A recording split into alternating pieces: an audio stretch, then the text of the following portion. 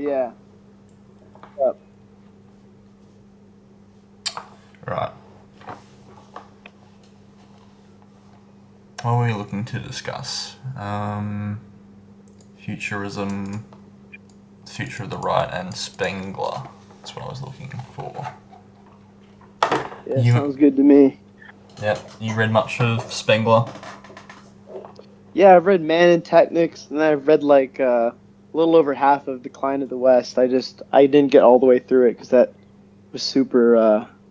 There's a lot in it, so I've read like half of it, and then Man and Technics. Right. I've only read Decline of the West so far. I read the abridged version, so that was like way shorter than reading the 2 volumes in their full. Right. And Man and Technics is basically just like it's a lot of the stuff in Decline of the West is just more concise and sort of condensed a little bit, so it's a little easier to get through. But it's a lot of the same stuff, pretty much.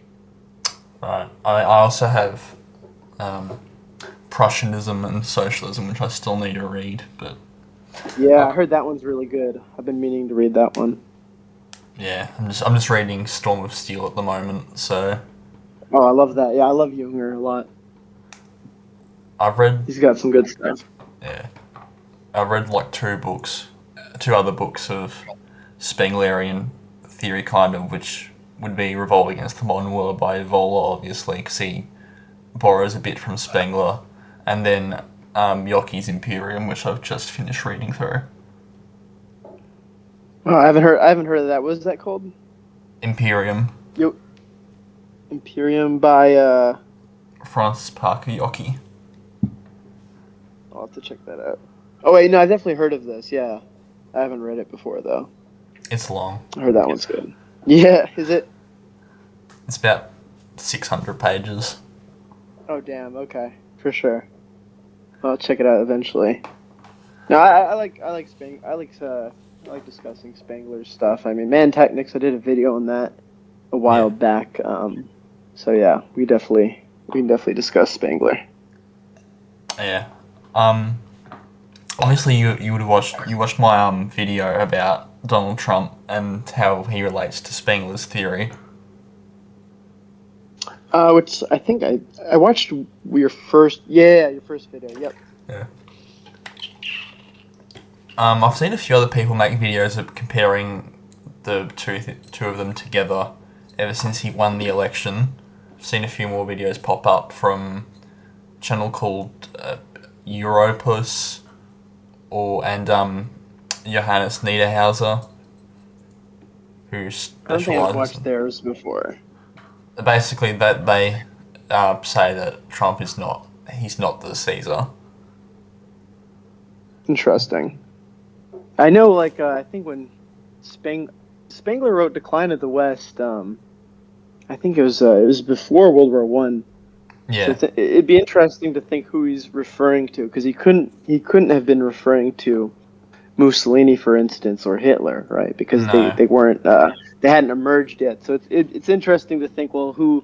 Because I do think Mussolini, for instance, qualifies as sort of Spenglerian Caesar, but of course, I guess there's kind of a broad range that you could refer it to. I kind of see Trump potentially as a Caesar, but I don't necessarily agree with a lot of people would say Spengler's blackpilling on a lot of stuff. Like the Age of Caesars is sort of, the end of the West or whatever. I don't necessarily see it that way. Yeah. So I think the end of the West potentially doesn't mean the end of a Western civilization. It just means that you go from the Faustian age to something else, the same way you go from antiquity, right, with Rome being the center and then something else being the center. So it's like a death, but it's a rebirth also. So I don't really see it as a black pill like a lot of people who read Spengler might. So that could be an interesting thing to delve into a little bit. Yeah, I remember watching a video about explaining his Caesar theory from a channel called More Goths Review, And Oh yeah, I know that panel. yeah, and all the comments were just like, "Isn't this supposed to be a black pill? This whole Caesar thing sounds way more fun than what I'm doing now." Yeah, I mean, it's supposed to be, like you said, it's supposed to be the sign that the West is falling and all this stuff, So it's portrayed as a negative. But like I said, I don't necessarily see it as a negative. I just see it as the impetus of the death of one thing, then the rebirth of another. It's not necessarily a sad thing, right? Like the West, you can say dies in one sense, but it just dies in the form of which it has existed for the past, how many years. I mean, obviously the Faustian era, you could see a resurgence of that through like space or whatever, but Faustian spirit in terms of, you know, the globe or Earth or whatever, obviously that's kind of done because we can't really, there's no more lands to explore here, but then that could blossom into something else, right?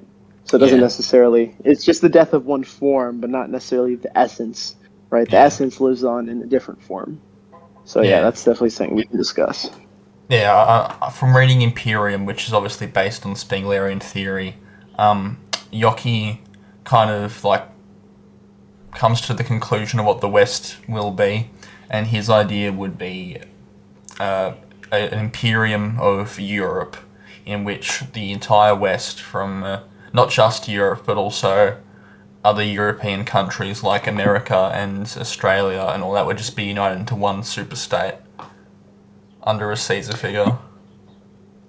Yeah, it's interesting, and there's a few like post-war movements that attempt to build a pan-European thing. So Oswald Mosley, Yeah, for instance, he tried to start a pan-Europa movement in like the '60s. I want to say it might have even been later because I know that pretty much no you know dissident right-wing movements were allowed exactly post World War II. So I yeah, think he might have waited a bit, but I know he was trying to develop something like that. I mean, I think Nietzschean philosophy points to this, this sort of pan-European movement, but it goes even beyond that because in Beyond Good and Evil, Nietzsche predicts that Russia is the future of Europe, which is interesting because, of course, a lot of people would say, well, Russia's not really Western or European.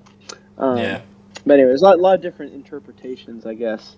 So, Evola was yeah. also pretty supportive of a pan-European identity in his book Pagan Imperialism.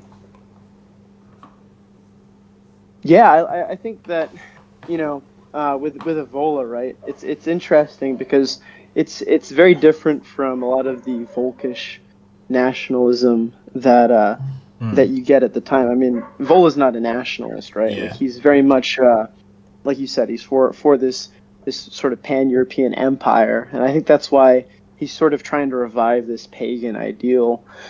Um, because it is this sort of project that goes beyond the scope of like blood and soil, for instance, which is very concentrated, right? So then, the that's why I think the Roman symbolism is very pertinent to pan-European movements yeah, because everything else is very condensed. So if you think of like the German Empire, for instance, it's like, well, the unification of German-speaking peoples, right? There's only so far you could go with that. And Rome is definitely this very wide and expansive project, which doesn't really regulate itself. I mean, it doesn't even regulate itself to Europe because Rome, yeah, obviously being in North Africa and the Middle East, it's this very all-encompassing project. It's not limited by any sort of land barrier, which I think is interesting. And there's lots of different manifestations of this. I mean, I'm not very partial to Dugin. I don't really like Dugin that much, but he has this, Eurasian empire concept. So there's a lot of people with their own interpretations. I mean, Dugin is pretty much, a post-Evolan guy. yeah, So there's a lot of different attempts to sort of realize, this larger project. Because I think when you talk about a larger project, it's ultimately what's going to replace the current West, right? So if you yeah, think that the West is doomed for failure, which I think it's doomed for failure to some degree, like it's not going to exist the way it does now. It's It's like, what does it become afterwards? Yeah. And then that's when you have all these different interpretations, whether it's, Dugin's Eurasian idea or if it's these pan-European empires. So it's, it's something to consider. Like, what's, you're talking about the future of the right, for instance. What does that look like, right? Yeah, I wanted to talk about it, like, where do we go from here? Because obviously there's a lot of splinters in the dissident, right? You've obviously got the tradcats, really, the tradcats and the groypers under, Nick Fuentes. But then also Yeah. you've got the Nietzschean or vitalist side with, BAP and Rurik nationalist and all that kind of stuff. And I was, is there a way to synthesize these movements together to create one cohesive structure? Because it's getting to the point where people on the right need to take action. We can't just sit on Twitter and have arguments all day. There needs to be something in real life. On that note, and really quick, have we started yet, or are we just planning still? I think we've started, yeah. Okay, cool. So I'll just go into it then. The whole BAP plan, so to speak, is BAP is very, and I don't necessarily agree with this completely, but BAP is of the opinion that to have a successful dissident right, you can't portray yourself as the dissident right. You have to you do exactly what a dissident right would do, but you can't, you have to avoid certain imagery, certain symbolism, certain dog whistles. He talked about this recently in Caribbean Rhythms. And I think to a certain degree, this strategy is somewhat successful, because J.D. Vance, for instance, right? Yeah. He follows BAP, he follows Ren, he follows a bunch of other guys. I forget every single Twitter anon he follows. I think maybe 0HP, I don't know. But he follows a lot of these DR guys on Twitter. There's rumors that there's this, Peter Thiel network that all these people are under. And I don't know about all that, but what that demonstrates is that J.D. Vance, literally the number 2 guy in America, I mean, probably not actually in terms of real power, but he's up there, is essentially from this offshoot. He's an offshoot of this ideological movement. He's doing exactly what BAP would argue, is that, you plan for all these quote-unquote dissident right-wing activities, but you do so under the guise of, 1, establishment politics, 2, not dog whistling specific terms that will flag you. Like, there's certain terms that you use, and it's a bad optic. So, for instance, like, to use the word fascism, in a lot of ways, our ideology is very fascistic. But if you were to say I'm a fascist, it's not going to look good optically. Yeah. Right? So it's like avoiding certain words. And that's essentially what J.D. Vance is to a degree. And who knows how, deep he is into this stuff. But, we'll see in the next 4 years, I suppose. But that's one example, right, of something potentially successful. Yeah. But beyond that, if you want to talk about unifying the right, I think that people give a lot of credence to the influence of the Groyper movement, when in reality the Groyper movement is very much like an online thing. Yeah. You know what I mean? Yeah. I don't think there's that many Groypers. And I don't think they're that influential. Yeah, Nick Fuentes openly, discourages IRL activism.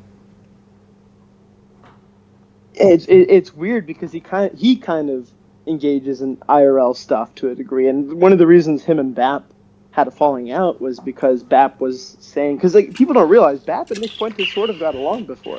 Like, Nick was on his show talking to Mike Ma, telling everyone to go read Bronze Age Mindset. People don't realize this. And people, from what I've heard from inside circles, is that one of the reasons that there was a split was because Nick wanted to do more IRL activities, which is funny because a lot of people, point to January 6th and why hasn't Nick been convicted of anything, considering the stuff he said to incite a riot. So a lot of people think he's been compromised now that he's like a federal agent. I don't know the truth to any of it, but I'm just going to echo these things because it's worth noting that if what BAP says is true and that engaging in certain IRL dissident activities will lead to you being compromised, if he's, if he says that, and if Nick, for example, has been compromised, then that sort of proves what he's saying. And I think another person who you see this with is Richard Spencer, right? Yes. Like he was the leader of the alt-right. He's so compromised. Like if you look at his Twitter today, he's openly been endorsing Biden and Harris for the past 4 years. He's very much counter-signaling a lot of, the main DR positions right now. Like he's completely compromised. So it makes you wonder, well, maybe there's a point to this BAP perspective where certain IRL activities are going to lead to you getting compromised, because then you're more susceptible to, involvement by federal agents or whatnot. And, as somebody who was in military intelligence before in the United States, I can tell you that the American security apparatus is so deep and so strong. And if you ever have any intention to attain power illegally, you're going to lose, because it's such a powerful system. And the only way, I think, to win in the long term is, and I forget if this was, I think you might have been talking to Alcantar about this. I forget if it was your guys' video. It might have been talking about the issue is not that there is an elite. The issue is that your elite now is weak and stagnant, right? Yeah. So then the solution is replaced. That was your guys' video, right? You guys Yeah, were talking it was. That, I think? Yeah. You want to replace the elite, right, with a better and more vibrant and vital elite. And that's exactly, I think, BAP's position. I don't know, do you follow Bane of Mars on X? No, I don't. So Bane of Mars has this famous slogan where he says, go to college, join the military, join a 3-letter agency. And the plan is essentially you get all these DR anons to get to the highest positions of the quote-unquote deep state, and then you replace the deep state with our own deep state. And I think that is a very viable strategy, because it's so difficult to try to have like a revolution, like a typical revolutionary response to the American government today, because of how entrenched the deep state's institutions are. Like they are very powerful, the NSA, the FBI, etc. Like these are very entrenched institutions, and you don't beat them by going head on against them. I think you do only beat them by eventually replacing them. So I don't know if that sort of answers your question. Yeah, no, that's very interesting. I do remember seeing something on X, and it was a series of debates between Nick and his kind of like crew. Like it was Nick and Keith Woods and John Zerker, and there was like 3 debates between them and some of the people in the Dissident right here in Australia. It was going to be Keith Woods debating Thomas Sewell on what's the best way to attain power, and Keith would be arguing from a top-down position and Sewell from a grassroots movement. And then it would be Nick and Joel Davis debating over what's the way to attain power, through reform or through revolution. And then it was just going to be John Zerker and some other guy also named John. And I can't remember what they were debating about. But I don't think it ever happened, but like there were people calling for them to do this debate or series of debates. And I think that's probably interesting, because there's probably a lot of difference between the way that the dissident right works in America and compared to here, because we don't have any real figures over here kind of that are like Nick or Bronze Age Pervert or anything like that. Our dissident right is basically non-existent, except for this NSN, which is admittedly probably not going to go anywhere. So it's a very it's a very interesting question about what do we as Australians do to secure a better future? Who do we look to? Yeah, I think you're right that the current like DR scene in Australia is super radical and optically not good, right? Like the optics are not good. I watched a lot of the stuff. It's literally like people in masks and stuff with signs. That sort of activism doesn't work. I think we've seen that demonstrated. As much as I dislike Curtis Yarvin, one of his main positions, as mentioned Moldbug when he was writing Unqualified Reservations, is that right-wing activism only makes the left stronger because the institutions are oriented against the DR or the alternative right or whatever. And this kind of activism does not work. The kind where it's like people wearing masks, doing their slogans, marching, whatever. I don't think it works.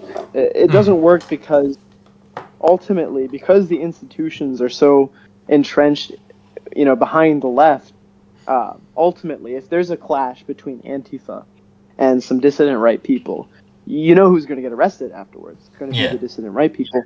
And even if they weren't arrested, who's going to lose their jobs over it? The Antifa people aren't going to lose their jobs. The dissident right people are going to lose their jobs, right? And if you can't provide for your family or whatever, then you can't exert any political clout either, right? You need to have a basic sustaining life to even have any influence. Yeah. So activism has not worked for the dissident right. And specifically in Australia, I think that there's actually a lot of Australian people that are very smart and very well informed on the sort of topics of the dissident right. They just don't have as loud of a voice as the more, because I don't want to say radical, because I think everybody's radical. It's just what direction are you radical? You can be radical and have good optics, right? You can be very far right and have good optics and present yourself well. I think it's about getting well-presenting people to the forefront. People like Russell Walter is a really good example of somebody who talks about dissident right-wing stuff, and he presents himself very well. He's very academic about things. And I've done a few videos with him as well. Like, great guy. Yeah. We need more of those people, and Joel Davis is not good optically. But he's very smart though. I've listened to a lot of his videos, and he does seem like a very smart person. Yeah, I'm sure he's very smart. It's just that the way that he presents himself, it's not going to appeal to, because at a certain point, if you want to win elections, for instance, you have to get some amount of moderates to vote for you, right? This is what Trump does very well, is that Trump is, the sort of populist figure, but he has a very strong and large base. You can't win elections by just appealing to the fringe. You have to find ways to, because here's what happens. Even you can go far back as Nazi Germany, right? The National Socialists did not win because they were voted into power by the fringe. They won because they appealed to the moderates, and they appealed to the moderates by saying, okay, the communist threat is very real, and the only way we're going to stop the communist threat is if you vote for us. And of course, you can debate whether that's true or not, but it was a very effective message, and it worked. And they got like 33% of the vote. And of course, since they're a parliamentary system, you didn't need 50%, whatever. They did coalitions and whatnot, but it worked for them, right? Yeah. Somebody like Joel Davis, like, people will always see him as a fringe, dissident right-wing person. I mean, and it's funny that you mentioned that Keith Woods says that a top-down thing is necessary, because the way he presents himself, like, that guy's never going to be in a position of political influence in actual politics. He might be able to write books, which he's done. He might be able to have a big Twitter profile. But it's funny that he advocates for the top down, because I think the way he presents himself is not very good optically either. But I digress, Yeah. Yeah, there's certain things that we can't discuss. I had a bit of a talk with Alcantara about this. This didn't make it to the video, but we were talking about Bowden. We were talking about Bowden, obviously, because... and I mentioned to him that Bowden didn't talk... Like, the biggest red flag is when people in our spheres talk about the Second World War and the Jews. And that's the biggest turn-off to a lot of people. And Bowden never... He did once, but he very rarely ever mentioned the war, and he never really mentioned the Jews at all. Optically, that's way more digestible to a larger populace. And apart from that, I think another issue with that is that, I absolutely understand a lot of these arguments that are coming from the DR, but when your main unifying principle becomes like, being in opposition to Jews, for instance, the way that Nick Fuentes has presented himself, then his entire identity has sort of become this Nietzschean slave morality. Like his entire coalition, people wonder why a lot of Nick Fuentes' fans, for instance, are Muslim, right? Like I think they probably equate for like at least 33%. Same with Keith Woods, right? This is because they're fans of Keith Woods or they're fans of Nick Fuentes because of their opposition to Israel, and by extension, the Jews, right? So like Nick Fuentes and a lot of these guys' entire identity is pretty much centered around anti-Semitism, right? And if you read Spengler, right, you're a big Spengler guy. I think it's in Man in Technics, and he talks about the different forms of hatred, right? And he says that true hatred is the hatred between equals, right? You see somebody else as an effective opponent or adversary. So you take Israel, for instance, right? You would be stupid to say that Israel is dumb, for instance. Like they're very intelligent, they're very smart, and that's exactly what makes them a very lethal adversary, especially with American foreign policy. AIPAC is very heavily entrenched in American politics to the point that Thomas Massey, one of the few people who doesn't have a quote-unquote AIPAC handler, was talking about how almost every Republican politician in the Senate and in Congress has a quote-unquote AIPAC handler, right? Yeah. Like, you'd be stupid to not, recognize that these are very powerful people. But the problem is when you get into this whole, slave mindset, which is essentially the Fuentes position, it's become this sort of, people talk about race communism, for instance. It's like, oh no, they're oppressing us, the evil Israel, they're oppressing us. Like I can't get anywhere in life because they ruined everything. It's like when you get to that mindset, right, you make yourself a slave. You make your entire identity revolve around opposition to them, right? Let's say quote unquote them. And then when you do that, you fall into this, this deep hole where you're not going to ever really develop any good political philosophical orientation because it's all out of hatred and malice, right? So like you have to see them as a worthy adversary, and that's how you fight them. You can't put yourself below them, because that's what I think the Fuentes types are doing, if that makes sense. Yeah, I mean, Joel Davis had a conversation with Academic Agent about this a few years back, and this is probably one of the few times that AA has been wrong, but Joel Davis essentially said that you can't just have, your identity can't just be who you aren't. If that makes sense. Exactly. It does. Yeah, that's basically what Nietzsche says, right? I 100% agree. And, people wonder why, this is something Richard Spencer was talking about, actually, why the alt-right failed, is that they had no identity. It was just that, okay, we know who our enemies are, but, like we know who we aren't, but not who we are. And I think that to have any successful political vision, generally, you need a positive vision. You need to know what you are, and then if people aren't you, that's who your enemies is, right? This is the whole sort of, conceptual foundation of master morality. So you need a positive vision, and if people negate your positive vision, then they become your enemy, right? But of course, we're not going to create our vision around what our enemy isn't, and which is the slave morality perspective, and so yeah, I think Joel Davis is absolutely right with that. Yeah, I think there was Bowden also said, right-wing ideas isn't just about a bit of flag waving and baiting a few Muslims. It's spiritually about inequality, which is obviously his biggest thing, is that life is unequal, and that's what the right really stands for, is inequality, whether in the capitalist sense or in the social or racial sense. Yeah, that's what I like about Bowden is he doesn't get too caught into these little he sees the bigger picture behind what makes the right. And a lot of people try to go past the right wing, left wing distinction, but I think it's incredibly important to have that distinction.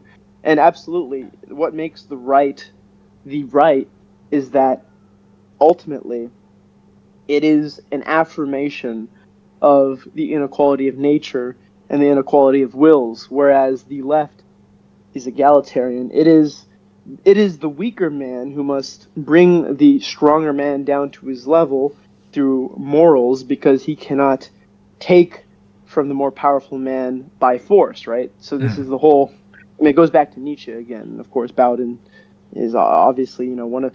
I think that Bowden is probably one of the. When people talk about the heirs of Nietzsche, for instance, people might point to a guy like Junger to being a physical heir to Nietzsche, but intellectually, I think Bowden is up there, and he's I absolutely love everything he has to say, and I think he's generally pretty much hits the nail on the head.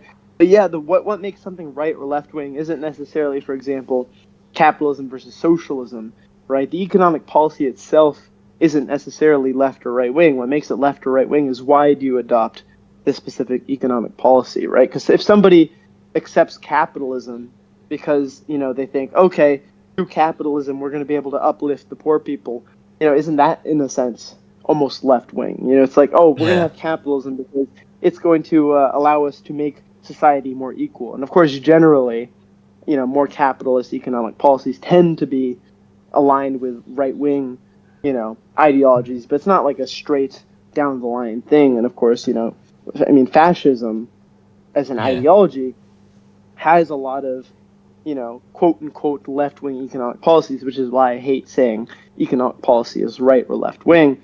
But if, let's say, for example, you socialize certain parts of the economy because you wanted a stronger populace. So maybe you subsidize education, not because of equality, but because, okay, I need these people educated, so when we go to war, they're going to make better soldiers. That would be like a right-wing, quote-unquote, socialist economic policy. So I think when you distill things at their core, what they represent on a meta level, that's absolutely correct, right?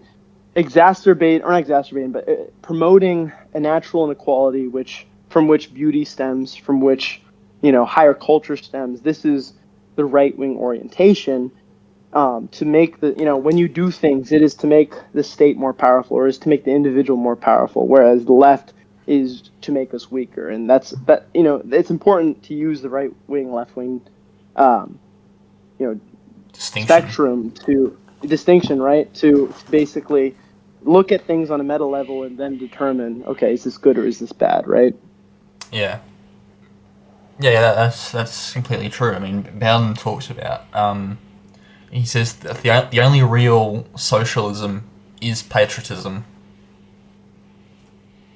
which is interesting. I think it's probably similar to Prussianism and socialism. It's essentially that, what I like to call it is, you have an individual identity within a collective identity. So if you were Roman, for instance, right, you could have your own individual glories and wealth and whatnot, but everything that you did in some way made Rome stronger. Or if you were a member of a Greek city-state, you were selfish to a certain extent. Achilles, to a certain extent, is selfish, right? But I think Achilles comes from Ithaca, right? At the end of the day, what Achilles does must, in some way, indirectly, increase the revelry and the glory of Ithaca. Right? A better example is probably a little bit, later on in history, when you get to like Athens and Sparta and whatnot. It's like every person, every Spartan, every Athenian, regardless, right? Anything that they do is only great.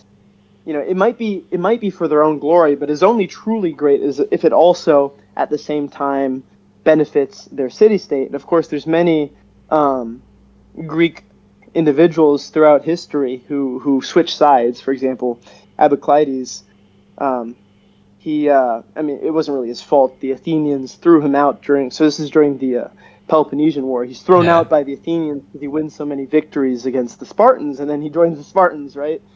Kind of out of necessity.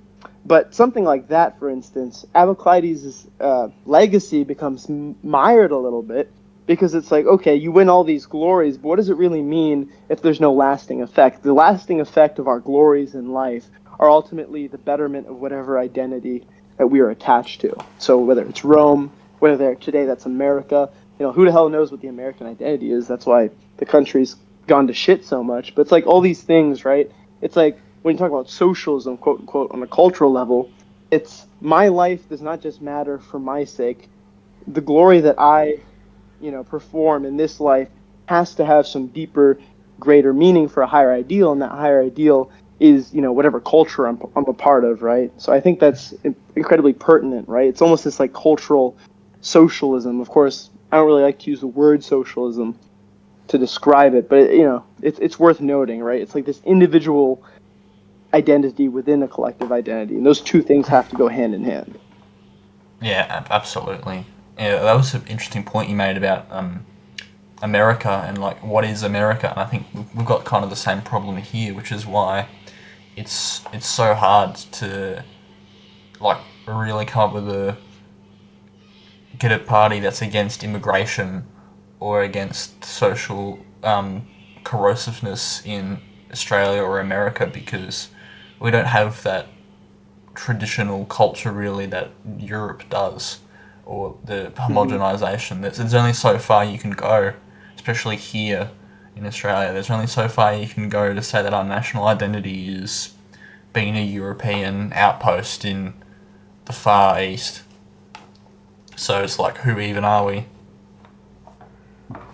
Yeah, and I think that part of that is the identity before was your identity within making great, the greater British Empire great, right? So Yeah. being an Australian at one point is like, well, how do we make, part of it was being an Australian, but on a deeper meta level, it was how do we, increase the power of the king or the queen? How do we increase the power of the British Empire? And that was a beautiful thing. It's very similar to this Roman conception because, of course, you have Romans in Britannia, you have Romans in Hispania, Greece, whatever. And they had their local identities. But at the end of the day, it was how do you make Rome stronger? And I think that Australia probably lost something with the dissolution of the British Empire, because it's a lot easier to have maybe a less concrete Australian identity when your bigger identity is being part of the British Empire. So there could be changes within Australia, like little changes, but at the end of the day, you're still unified by, okay, at the end of the day, we're all subjects of the British Empire. We all serve the king or the queen, and we can find glory and we can find honor in life through that service. And of course, you want to talk about like the Nietzschean death of God, in a sense, the death of monarchy, or imperium is also a sort of death of God, in a sense, because that was a higher ideal. Yeah. And in this sort of post-liberal world, right? Like there is no real, like the nation state. This is something Evola talks about, is that the nation state is not completely a right-wing phenomena. Because I think that what makes a political organization great is the people who lead that political organization. And when you have one leader, whether that's an emperor or a king, that is the identity of the state, and by extension, the identity of the people.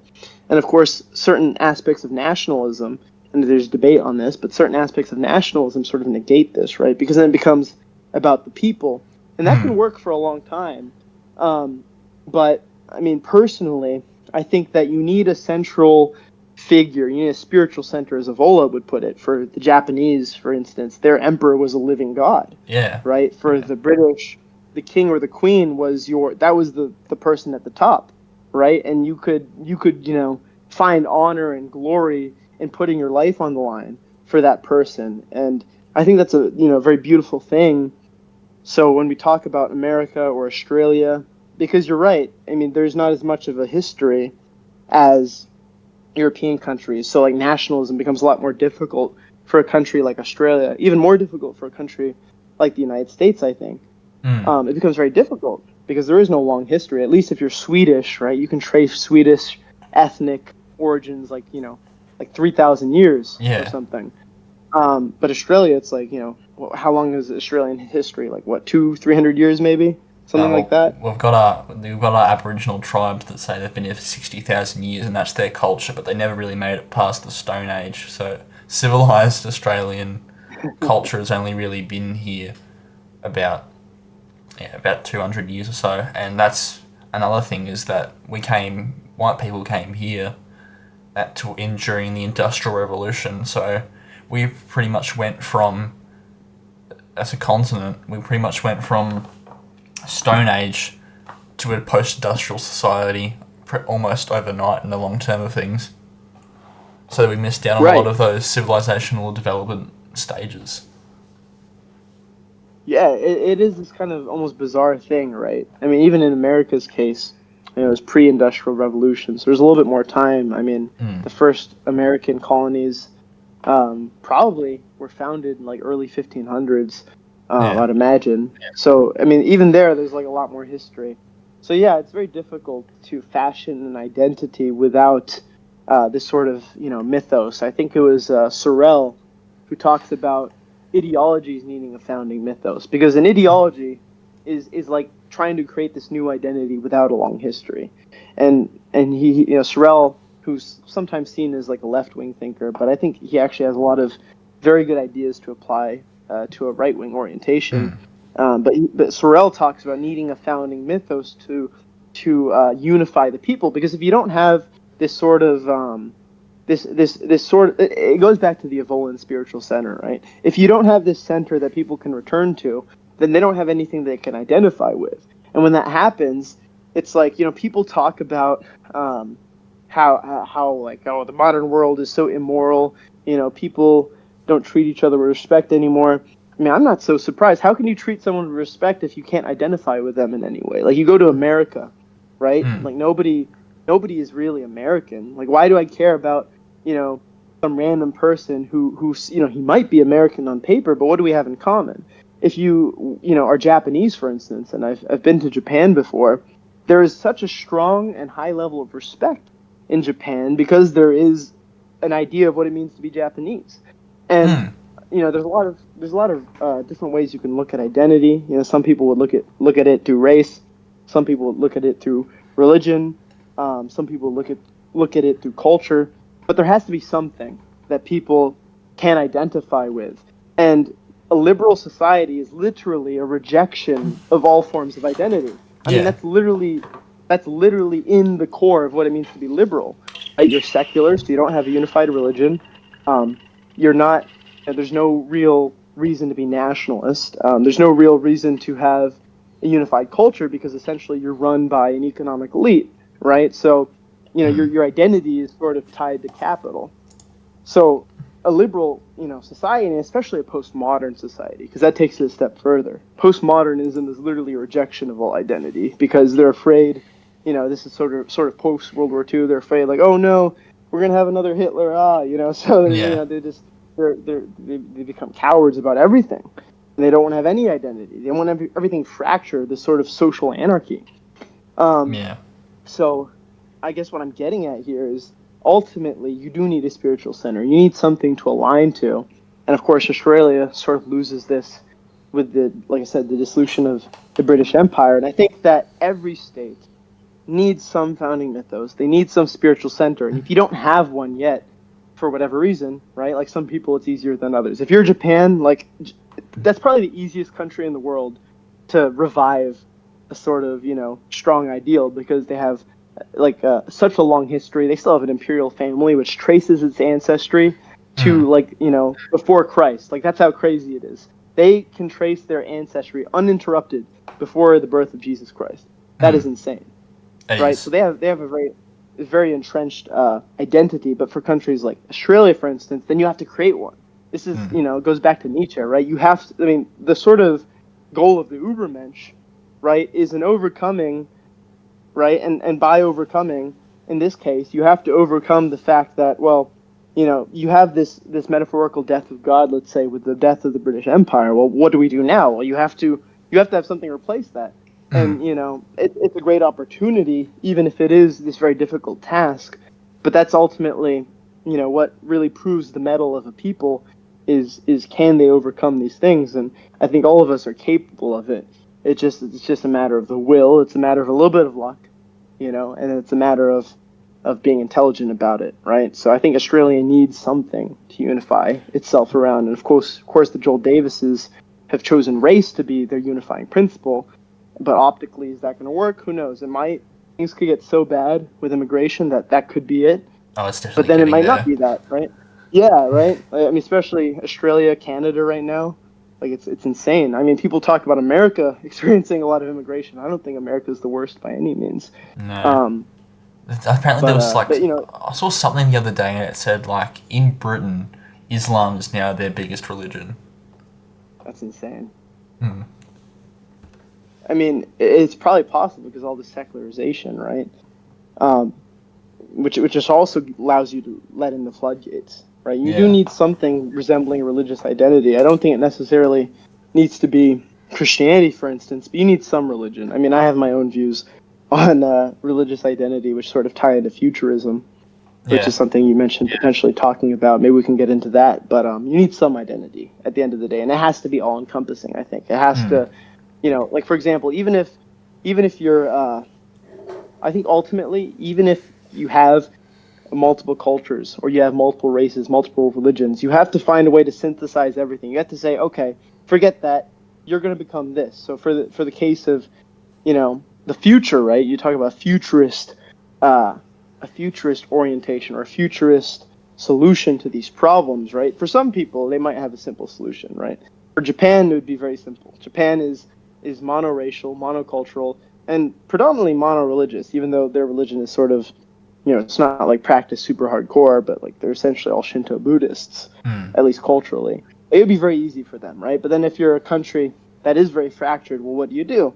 Well, you create something, right? You create something which is all encompassing, and Yeah. um, from there you can then kind of sort of fill this gap, Yeah. Yeah. I think Australia could found a new identity around.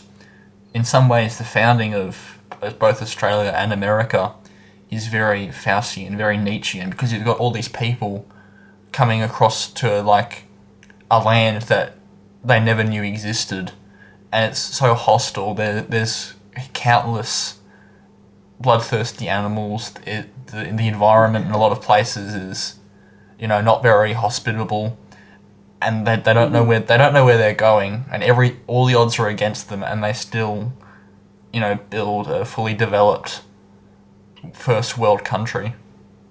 So there's a bit of Nietzscheanism to that, and they just overcome everything, even when it's all against Right. them. Have you seen or have you read the Dune books by any chance? No, I haven't. So there's this. It's interesting that you mentioned that because in within Dune, there's this Imperial shock troop, which are known as the Sardaukar. And the Sardaukar are formed because there was this prison planet called Seleucia Secundus, and on this prison planet they bred an Imperial shock troop. Right, it was sort of this eugenic project. You had all the worst people. It was a penal colony in a very similar way that Australia was a penal colony, and their identity is born out of hardship, right? It's these tough, commando soldiers born Yeah. out of this inhospitable planet, very similar to Australia. But their identity is largely revolves around this shared experience of suffering, which creates a stronger breed of men. So it's interesting, right? You could certainly see something like that, and I think that honestly, Australia is a very eugenic experiment when you think about it, because if you are sending all your most dangerous criminals, right? Like these are tough people, people are surviving because also early on, when they were actually transporting. I mean, you probably know a lot about Australian history, being Australian yourself, but for the audience, right, that maybe isn't as familiar with it, like early on when they were transporting criminals to Australia, there were it was pretty much as bad as like slave ships coming from Yeah. Africa to the United States, right? So these were white Europeans in those same conditions, and these are conditions where only the healthiest and strongest people survive. They actually had to enact laws and so basically what they did was early on, right?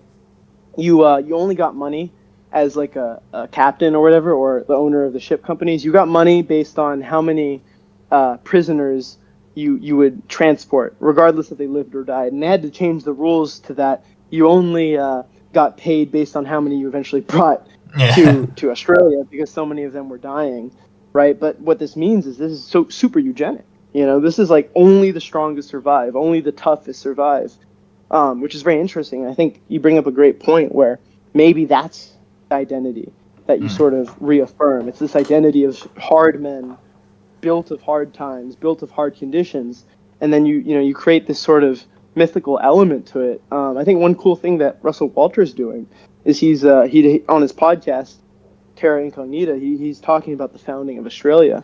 And, maybe you have to create a mythos behind the founding of Australia, and you almost have to accept that as reality, because with the Sardaukar, and they talk about this in Dune, they say, well, how do you create this sort of warrior race or warrior culture? Well, you have to, you get shared suffering, you have this spirit de corps, and you have this mythical belief of your own superiority. So for the Sardaukar, it was that they were trained under conditions much harder than anyone else. Maybe for Australia, it's, that was a penal colony born of the most violent, toughest people, from the British Empire or something. I don't know, but something to consider. Yeah, I mean, that would be a good, probably a refounding myth, and I think that used to be present, but obviously we've had, social change and everything, and now obviously we view colonialism as quite a bad thing because of what it did to the indigenous people, and that's the way a lot of people view it now, for better or worse. So we'd have to change that perception, and I don't think you could really use at a large. You couldn't really use Nietzschean terms to describe it, because Australians we're not very intellectual, and we don't really care very much for theory or abstraction like philosophy. But it's possible. It is very possible for us to retake some pride in how we were founded. Obviously, we could use with a little bit of futurism, I'd say, because we're already very naturally wealthy. We've got a lot of natural resources. There's a lot of empty space. We've got a lot of first world technology, and that would only further help build a new national mythos by embracing a futuristic identity, but also keeping unique Australian landscapes like the outback and the bush and all that kind of stuff. No, absolutely. I think that, I mean, you talk about, like, most people wouldn't understand Nietzschean terminology, right? And I think the most Nietzschean thing you can do is just do things, right? Yeah. Like, as much as I love Bowden, right? He's Nietzschean in an intellectual sense, but of course people will say, well, Junger was the physical ideal of Nietzsche, right? Like, he lived a Nietzschean life physically, and the intellectual side is incredibly important, right? Because the sort of intellectual elite need to sow the foundations which foster a physical Nietzschean ideal. So, like in Plato's Republic, for instance, the role of education is meant to be such that people naturally are raised to be good guardians who serve the Republic, right? So you need the guys at the top who are, maybe constructing systems of education, right? But ultimately, you're not going to. The most Nietzschean thing you can do is not create a country of intellectuals; it's to create a country of warriors, right? So Rome is kind of this biggest ideal, despite the fact that, on a philosophical level, Greece, in the arts and philosophy and education, they do a lot more of the grunt work on the intellectual, side than the Romans do. But then the Romans are the greatest ideal of sort of European excellence, right? Because they physically did things, they conquered, and they were physical beings. Yeah, I think Russell Walter kind of talks about that in a lot of his Nietzsche videos. He talks about ancient Greece versus ancient Rome, and it's like high culture and all that sort of thing, and how we haven't. He says Nietzsche believes they haven't really had a high culture since ancient Greece, and I think Mosley talks about that as well when he's giving one of the earlier Europe a Nation speeches. He talks about ancient Greece being the greatest civilization the world has ever seen, but they couldn't unite, they couldn't band together, they always just remained, a series of city-states fighting each other until they were conquered by a larger power, that being the Romans. Yeah, even in the case of, earlier, before the Romans came, I mean, the Macedonians, right? Like, the Macedonians are not, like, they're very much seen as barbaric by the sort of more southern Greeks, like, they're seen as these northerners, like they're no better than Thracians really to the Athenian, right? But of course the Macedonians end up winning, and they end up being the ones who temporarily unite Greece. So it's like, well, I think that the intellectual side is absolutely important. Of course, the Macedonians adopt Greek customs. I mean, there's a reason why Aristotle was chosen by Philip II to tutor Alexander, is because he wanted his future to be Greek. So these intellectual pursuits are important, but ultimately, what really counts is, like we're sort of discussing here, that physical manifestation of it. But I think both are necessary, obviously, because if you don't know, the way I see Nietzschean philosophy and intellectualism is, you can be the fastest runner, or you can be the best hiker, whatever, but if you don't know the path, it doesn't matter how strong you are, right? And essentially what intellectual pursuits grant us is a path. What do we fight for? What do we strive towards? Because if you're just a dumb brute, right, some smart person, some smart oligarch somewhere, maybe in America, will go send you to fight some war for their economic interest, right, which is what's happening a lot today, So it doesn't matter how strong you are if your talents are being wasted. So that's where the intellectual pursuit comes in. And like I said, Plato talks about this. Like the role of education is to teach people to be beautiful, right? And what is beautiful? Well, it's a lot more than just a physical aesthetic. It's an aesthetic of the spirit and like I said, it's essentially, you're aiming your arrow. You can fire your arrow as accurately and as well as possible, but you have to pick your target well. And people like Nietzsche show us where to point our target, right? Where to orient ourselves. So it's all important, I guess, what I'm saying. Yeah. I mean, this might be a bit unrelated, but I think it kind of is. When I was talking to Alcantar, we talked about hierarchies in just like the natural world, and we talked about how, like, in school, there used to be kind of a natural hierarchy. You'd have the more sporty kids, or the jocks, as you would call them in America, at the top, and they'd give the smaller, the nerdier kids a bit of a hard time because they knew they were at the top of the hierarchy, and by doing so, they essentially kept social, like, they kept conformity. They kept social conformity in the school setting, and they kept the hierarchy in place.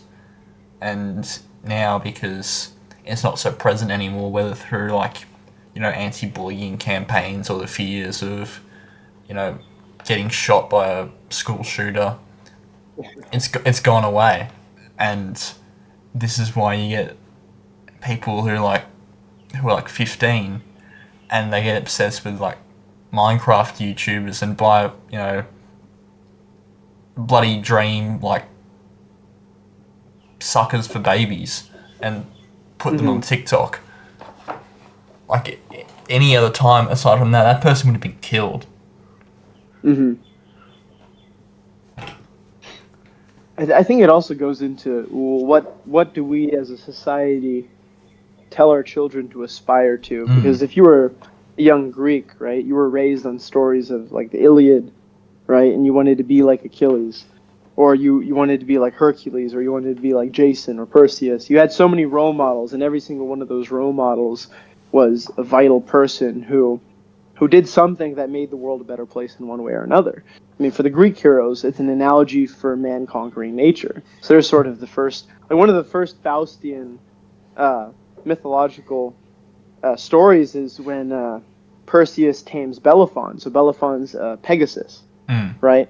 That's very Faustian. It's man conquering nature. It's sort of an allusion to the domestication of animals as well, I think. But that's the story that kids are raised on. They're taught to slay monsters. They're taught to tame the nature, to tame the world, right? Tame the wild. This is what they're raised on. Or, the way America used to be, and there's it's somewhat problematic just because you have to think, well, if it got corrupted, maybe it was bad in the first place.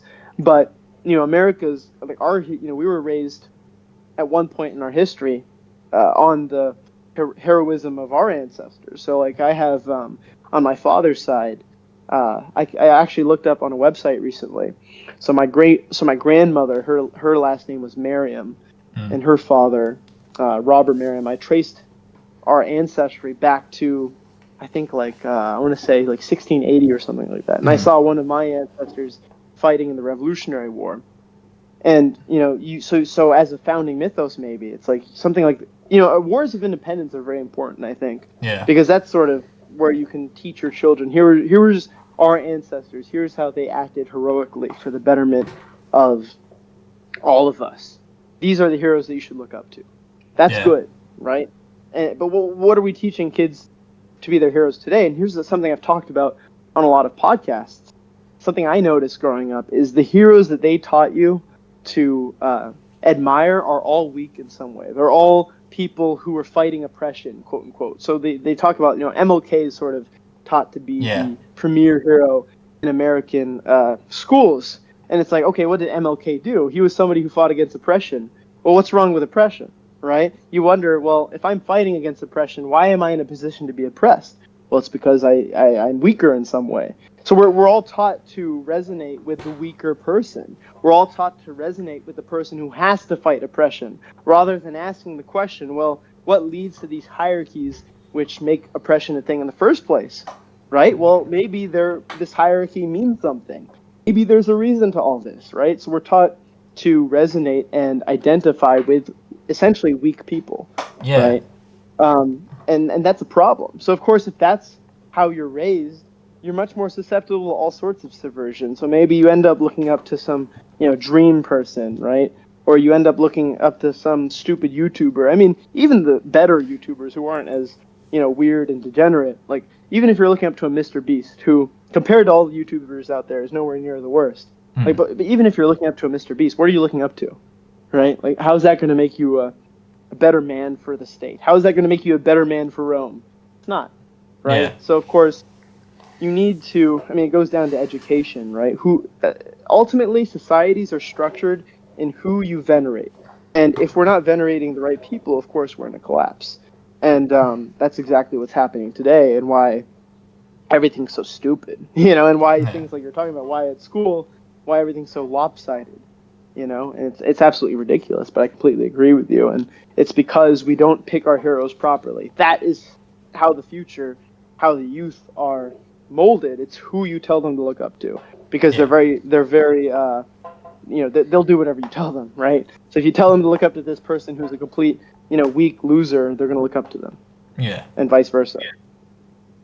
I talked about this bit with Alcantara and talking about heroes and everything, and how a hero is conceptually fascistic, so it's no wonder why they've been disprivileged in the last 50 or 60 years, which is why you get like TV shows like The Boys or Game of Thrones or The Watchmen or anything like that, where the heroes are the bad guys, because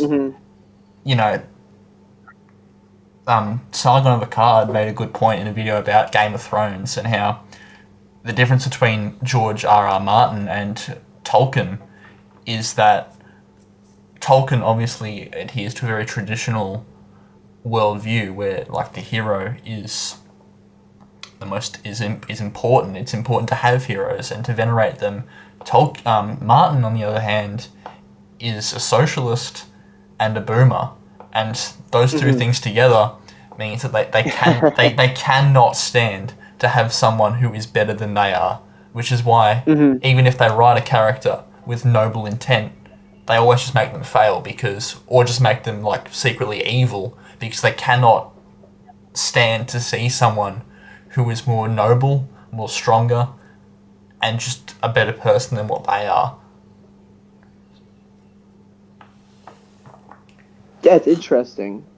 And I think that, you look at, like you said, you mentioned something like The Boys today, which is produced by very left-wing people.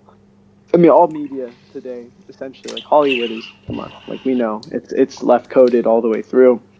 So, I mean, subversively, you're getting all these messages into very susceptible people, like the youth. And I mean, it's so disgusting, because when you think about, especially you look at like trans ideology today, You look at all these kids that are being fed this garbage, right? Everything that kids are taught is making them weaker in some way. And I think it's absolutely intentional, right? If you think about all the things that are considered good today, none of them are good. Not really, right? All the things that you know, the whole point of discrimination historically, right? And of course, it could be a bad thing, right? There could be bad sorts of discrimination where you end up discriminating, you know, strong people. But historically, there's a biological reality entrenched in discrimination. For example, you know, in Sparta, right? Like they literally, I mean, maybe, you know, obviously this is probably too extreme, but they would put the deformed children on the sides of the mountain, right, to perish. That was a discrimination on a biological grounds. You know, part of their eugenics. They wanted only strong children to become Spartan soldiers, right? Yeah. And of course, like I said, I'm not advocating for that, right? But there's a point to be made there, is that for, you know, all of human history, pretty much everything that we did on a discriminatory, you know, with discriminatory practices, was an effort to sort of filter the weak from being in positions of prominence or influence. And today it's the exact opposite. And we promote all these things that ultimately make society weaker. We promote all these things in the youth, especially, that make the youth weaker. So it's like, you want to, you know, you look at all this, you know, trans stuff or the LGBT stuff or whatever. You know, like, oh, it's okay, you know, be yourself, blah, blah, blah. I mean, ultimately, what does any of this do to make society better? It doesn't, right? It makes it weaker. It makes it more individualist in like a lame way. Like I said, like, individualism should be heroic. If you're going to be an individualist, like Elon Musk, for example, is a good example of somebody who, he's very much an individualist, but he does something like SpaceX, right? Like, that's so profound to the human experience, right? Like, if we could become an interplanetary species, right? So he's very much an individualist, but he does so in a heroic way.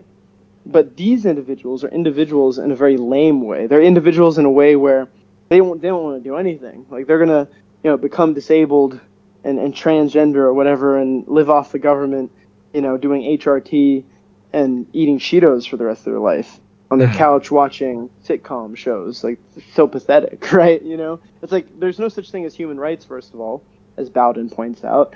First of all, there's no such thing as human rights, and on top of that, these people are abusing the concept of human rights that's largely accepted in liberal society to be weak and to live off of the fruits of actual good people.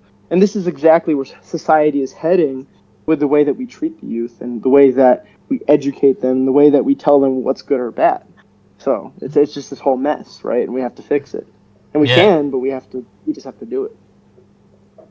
Yeah, I was talking about this a bit before, but like with colonialism and everything, now we're taught that the people that lived here before us, whether that be the Aboriginals here or the Native American tribes over there or wherever, they were the good guys because they were oppressed, they lost, they were weaker, and they were the good guys, and the people that came, the white people, were the bad guys.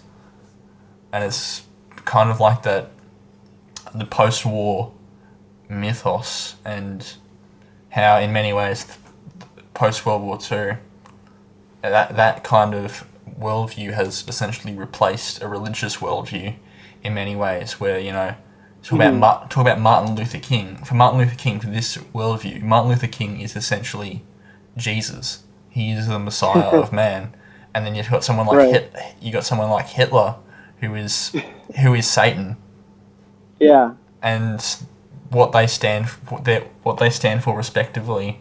So you got equality and diversity and tolerance are considered good, and then evil is nationalism and monoculturalism, and so you kind of got like liberal democracy as the way that everything must be run. Anything aside from that must not even be considered as a viable form of running the world. Yeah, and I think, you know, going off that point, mentioning colonialism, I think there's an important question to be had regarding strategy of how to reverse this view of things like colonialism or power. Because the problem is that let's say you take the global white population, which is maybe 7%, right? It's very low. People don't realize. Let's say like half of that white population is right wing and the other half is left wing, right? And out of that half, how many are like dissidently right wing? Like less than 1%. So you're talking, and the thing is the way that politics has been structured. It's been structured in a way, at least in the West, where generally left-wing policies are adopted by racial minorities or whatever, right? And largely it's because of this colonialism myth that oh, it's so terrible, you're so oppressed. These people, most racial minorities are taught to essentially hate whites to some degree. Especially in like the Middle East and Africa, and to some degree Latin America. And I think that strategically, what's important is for there to be this wider solution to the psychological problem of what is essentially, it's always going back to like this Nietzschean slave morality. And I think when you talk about left, right wing, whatever, and you talk about something like the modern morality, which views colonialism as evil, it's essentially weaponizing. It's weaponizing the latent hatred, right, of all these people who are quote unquote repressed or oppressed or whatever, right? And then you weaponize that by using it in democratic or parliamentary systems to vote in leftist policies, which lead to the erasure and eventual dissolution of these like more powerful peoples, right? And what I found interesting was that actually during the American election, 2/3 of Native Americans voted for Donald Trump, which I thought is very interesting, because you would have never thought that based on how the public presents things. The public presents things as, oh, these evil Americans came in and killed all the Native Americans. But 2/3 of them voted for the right-wing candidate.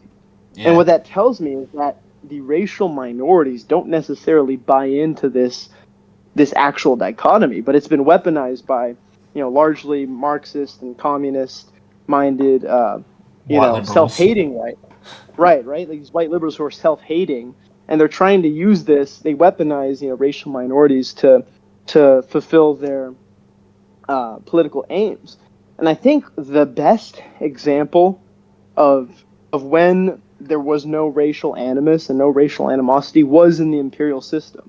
The British Empire fielded soldiers from India, from Nepal, from all across the empire, but it was all under the empire, right? But there was this sort of cooperative view of the empire where you didn't talk about things like racial animus, right? You didn't talk about these things like oppression, right? It was, okay, you're in the army now, you're part of the Queen's Army, you're part of the Queen's Rifles, whatever. There was a role for people to play, and maybe you were the subjugated person, maybe you were the subjugated colony, but you had a role to play within the empire, and it didn't necessarily have to be bad. Right? Whereas today it's all like, oh, you were oppressed, colonialism was the most evil thing ever, you need to get revenge, blah, blah, blah. And I think that if you look at a country like Japan, for instance, and this is going to be my sort of gold standard strategically about how to replace the psychology of the slave amongst, especially amongst non-whites. So you take Japan. Japan is an example of a country that was technologically behind, right? Because they isolated themselves for 200 years. So when the Americans came in 1850, I want to say, and opened up they literally forcibly opened up Japan to the world by sending in warships, right? Japan was essentially almost reduced to a colonial power, or they were basically almost subjected to being like a exploitable colonial country for a little bit, whereas the West was exploited them with bad trade deals, whatever. But instead of taking this sort of leftist psychological perspective of, oh, we're so oppressed, this is so evil, this is evil, so eventually morally something will happen, we'll get a revenge, blah, blah. Instead of all that, the Japanese, especially the Emperor Meiji, said, okay, this is a problem. We are currently inferior on a physical level to the West, right? They are superior to us. Does that mean we're just going to complain, right? Or like hope that things become equal? No, we're going to become like them. And Spengler talks about this in Man and Technics. He talks about how the East, right, specifically referring to East Asians, have spiritualized techniques, which is like industry and essentially all the things which drive the state. They've spiritualized this as part of the will to power. And the Japanese essentially said, okay, we may be inferior now, but it doesn't mean we have to be inferior in the future. We're going to adopt all these Western practices, and we're going to use it to increase our own power. So instead of taking this psychology of the slave and hating the West, right, hating the white Europeans, they say, no, we're going to adopt these practices that have made them successful. And then Japan ends up beating Russia in the Sino-Russian War, or Russo-Japanese War, or whatever, in 1905, literally 50 years after being completely technologically inferior to the West, because they took this instead of taking the psychology of the slave, they said we're going to be like them. And I think when you talk about the colonial question, people have been taught like colonialism is this bad thing, but I don't think that's necessarily true for the people that were colonized. Yeah. Right? I think that Africa was much better off under Europeans, and of course there's examples of bad treatment, so like King Leopold, for example, in the Congo. But for the most part, I mean, do you really think the quality of life in Africa now is any better than under like the British or the French? No, not at all. Yeah, they had a much better life. They had law order. Look at South Africa under British rule, or Rhodesia, and look at Zimbabwe and South Africa now. Yeah, I mean, the Zimbabweans want the Rhodesians back. This is a documented thing. When the white Rhodesian farmers came back, they were super happy. You see like whole families, and they're welcoming them back with open arms because it's like, oh shit, life's going to be better again. So I think a large solution to the sort of racial side of this and the racial question is that you can find ways to show, like, for example, the colonized people, like, well, this isn't necessarily bad for you.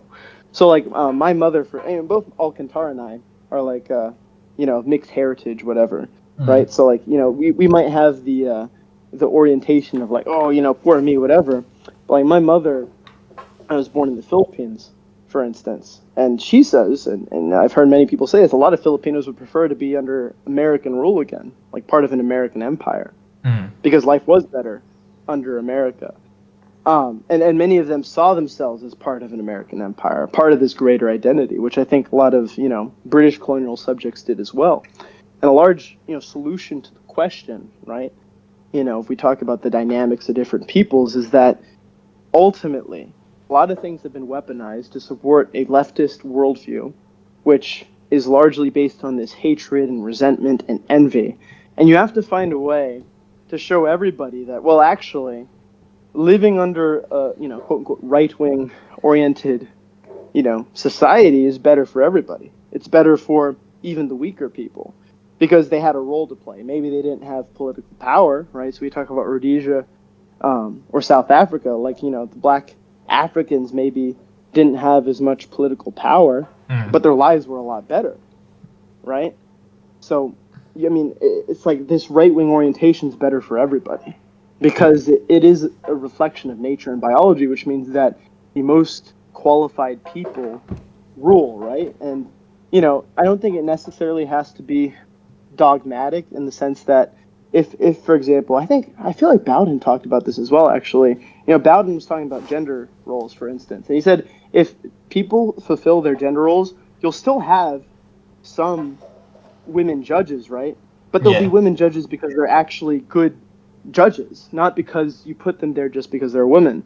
And I think that this applies to the racial question as well. You don't have to treat race as a dogma, but if you adhere to biology and nature, then if like, for example, a South African in South Africa who was black, was skilled at something, they wouldn't be limited from maybe becoming a judge, for instance. But the problem is today is you don't have a reflection of biology. You have a leftist, political orientation where you're going to put, it's like DEI. You've heard of DEI, right? Yeah.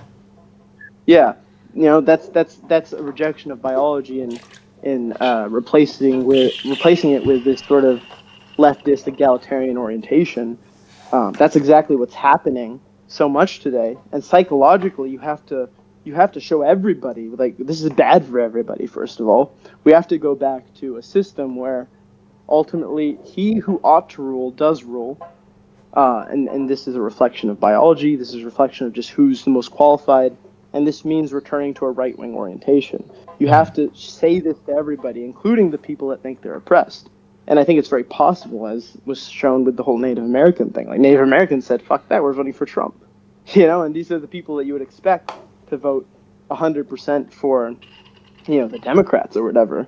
So there's an answer to everybody, and there's even an answer to, I think what's funny is, like, a lot of these, Muslims that go into Europe want to turn Europe into the Middle East. Well, why did you leave the Middle East in the first place? Yeah. So then there's another biological answer to that too. You say, okay, well, why do you want to turn this into a place that you specifically left because it was bad? If you rationalize this to people, and you treat things as they ought to be treated, like, you're not going to have this bullshit Sharia law coming into Europe. You're going to say, okay, well, you love Sharia law so much, make your country in the Middle East better, right? But of course, everything's weaponized by the left, and that's why we have all this, mass immigration, whatever. And it's all part of this specific concerted effort to ultimately crush right-wing societies, which are ordered in a reflection of biology, in which you have good people in positions where good people can make good things happen, and you flatten out the curve so that everyone else can enter the floodgates of these positions, which should be specifically reserved for, good rulers or good leaders. And it's just a denial of nature at the end of the day, and that's a sort of long concerted way of saying that. Like, it's a denial of nature, and it's a denial of biological reality. That's the left, right? Yeah. In a nutshell. But the thing about that is that we already see now that their worldview does not last. It's not natural, and it doesn't last. It's no wonder that, we just had last year in Australia had the Voice referendum, which was all, about Aboriginal victim mentality from colonialism, and all the institutions backed that, and it's still lost by popular vote of the people here. You've got in Europe, you've got all the the right-wing parties, coming into power in places like, Italy and Hungary and Austria, and, they're gaining ground in, the AfD is gaining ground in Germany. You've got the Homeland Party starting up in Britain, and Sweden has finally begun to, carry out these mass deportations of Middle Easterners because they've made it so unlivable there. So you've got the people are just naturally starting to realise already that this worldview of diversity and equality is just not working. It just doesn't work. So they're returning to a more right-wing side of thing. Whether that is, right-wing enough for us in the dissident sphere or not is another question. But it's certainly a step in the right direction. Yeah, and I think the way things shift, we'll have to see what happens in the next 10 years, right? But I certainly think the pendulum will probably be swinging a lot. I think a lot of these things that were held as absolute truths by the left in the past are collapsing. It's almost like they're having their death of God, because their God being, right, this egalitarian liberal worldview, its legitimacy is really crumbling right now. So, yeah, there's a lot of things that could happen in the next 10 years. There's things that are happening now that are pretty big. Like you mentioned with Sweden, like they're actually doing stuff now. They've actually been sprung into action. So it'll be interesting to see what happens there. But, when it comes to this sort of globalist, this existent globalist cabal or whatever, I don't like to use the cabal because it makes me sound like a conspiracy theorist, but essentially that's what it is. You have this globalist world, conglomeration, different leaders and whatnot, and they've used the liberal paradigm to their advantage for such a long time. And ultimately, liberalism, who does it support the most? Well, it supports economic elites, right? It supports people who don't need because if you're an economic elite, you don't need an identity. In fact, you don't want a cultural or ethnic or religious identity in people, because when they have an identity, they become less susceptible to manipulation by the material, right? You go to watch Fight Club, Like that's exactly what are happening to these men in Fight Club. Like they don't even have a masculine identity. So what do? They try to bury themselves in buying IKEA furniture. That's sort of the what's happened throughout the world, and this is sort of the orientation of like the globalist elite, and that now it's collapsing. Because their absolute truths are no longer treated as absolute truths by the majority of people. Therefore, they can't use it as a weapon. Because, like for example, the whole thing where like, oh, what are you, racist? Like that was like that was like asking somebody in 1200 AD if they were a Satanist. And that was very powerful at one time. Nobody wanted to be accused of being a racist in like 2010. Or It's like, anti-Semitic. oh no. Right, that too, right? But look today, like now it's become an empty phrase. Like nobody cares anymore. Nobody treats those as serious accusations, and that shows that these absolute truths, which have been the foundation of essentially globalist elites' legitimacy or ability to exert themselves, all that's collapsing. So you could see so many directions that things go into. I mean, Europe could end up returning to ethnic and cultural homogeneity with mass deportations. It's a much bigger issue than just deportations because obviously the birth rate of native Europeans is much lower than Muslim immigrants are going to have a shit ton of kids because it's part of their religion, right? So that's something to consider. That's a big challenge for Europeans. And I think that Europe, if they decide that they want to be ethnically homogenous, for instance, like they have the right to do that, being that they have a very clear heritage, whatever, right? So if the people end up deciding that, right, they absolutely have the right to do so. But if they do want to do that, it's so much deeper than just mass deportations. Like they need to start having a lot more kids, right? So that goes into a question where how right-wing are you going to get? Are you going to get right-wing to the point where you're actively, like Putin's doing right now, paying people to have families, which I think is something you should do. That's the only way you can combat declining birth rates. You have to find ways to incentivize higher birth rates, but that could be the case in Europe, right? Like a real pendulum swing to the right. I think with America, I don't know how it is in Australia exactly, but America, ultimately is a multiracial country. Yeah. And you're not going to see the same. You're not going to have the same ability to call for an ethnically homogenous United States the way that Europe can. If a British person says we want to be ethnically homogenous, it makes sense. You're a British person, or English, let's say specifically, you have a clear ethnic identity. So I think the way that the right will emerge in the United States is going to be a lot different. And I think it's going to be more imperial. Whereas Europe can kind of return to this nationalist or even, more city-state type defracturement, right? Because it could become an imperium, but it's a lot more susceptible to returning to nationalism because there is a clear differentiation and identity there.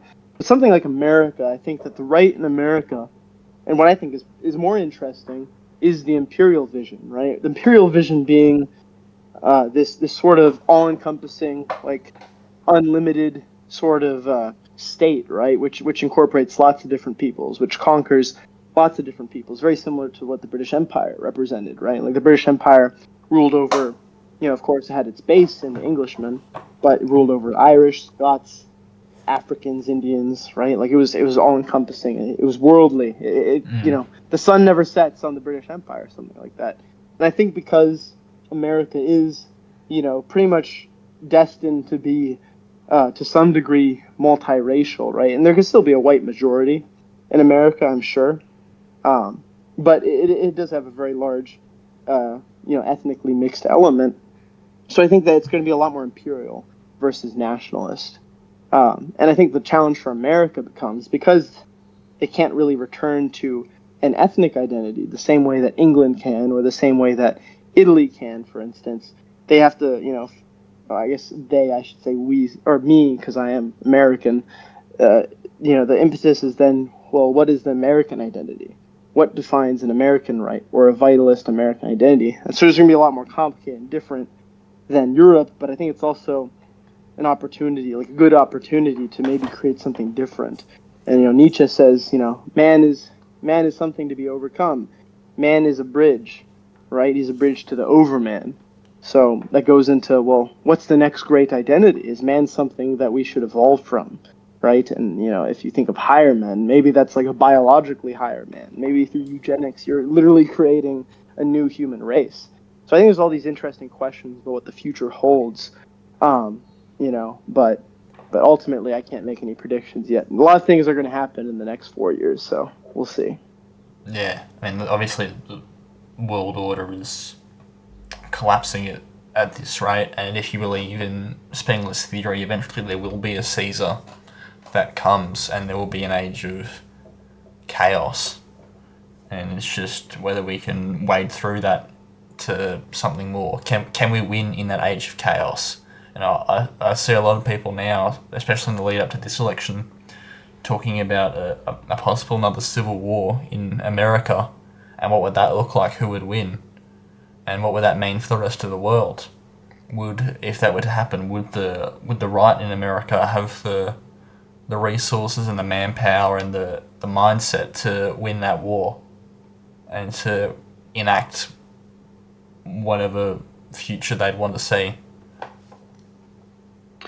I think undoubtedly the right would win, just because, if you look at the military is like 2/3 Republican. In terms of gun ownership, 70% of gun owners, I believe, are Republican, whereas only 20% are Democrat. So if you have a third of the military and 20% of the gun owners versus 2/3 of the military and, almost 3/4 of the gun owners, I mean, I think that tells me at least who's going to win that war pretty quickly. But I don't think that it will come to civil war. I think that Trump's victory was so decisive, winning the popular vote alongside the Electoral College. And he definitely has the mandate right now. I mean, you see all these like sports athletes doing the little Trump YMCA dance. Yeah. You never would have seen that 8 years ago. 8 years ago especially, it was like a death sentence to be an open Trump supporter. Yeah. Now everybody is coming out in support of Trump. So the mandate is shifted. And I think it's shifted amongst the youth too. Trump has made huge strides in the youth. It used to be that the youth would always vote super left wing, but now the youth is very much becoming very right wing. And this is something never before seen. It used to be that, when they were a kid, they were definitely going to be leftist, but eventually they'd come to their senses when they're older. But now it's like people are just automatically, as a youth, right wing. So I think that if the zeitgeist continues to shift right, there won't be a civil war, and you'll just see the end of this sort of leftism in the United States, and either it'll perish completely or it'll have to be a lot more moderate.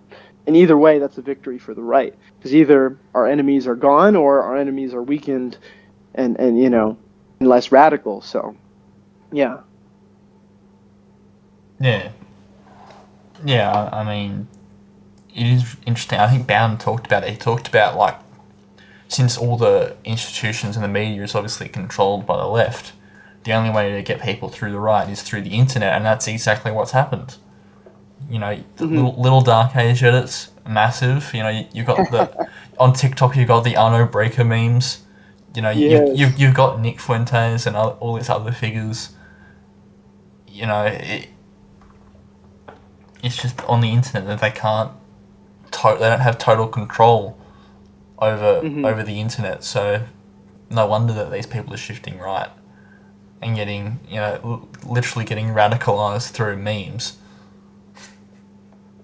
And not to mention that because for 99% of human history, like everybody was right wing. It was just different right wing people fighting against each other if you had wars.